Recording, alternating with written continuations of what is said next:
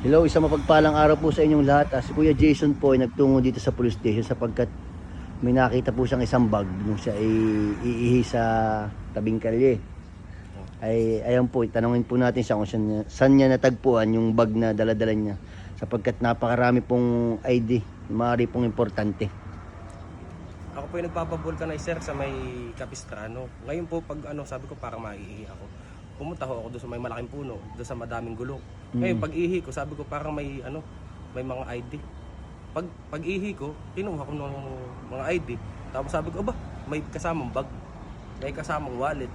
Tapos Baka pwede natin galawin yung mga ID, patingnan yung mga ID. ito po talaga, nakabulat-lat na talaga doon. Bawat isa. May kasamang visa. Pag-ibig. Anong pangalan nito? Caro Sandra Pagana, Charo, Charo Sandra. Charo Sandra Pagana. Ito po, daming ID. Iba pang ID. Sarado naman po ngayon ang munisipyo para ibalik. Ano ba? Ano to? Tin ID. DepEd.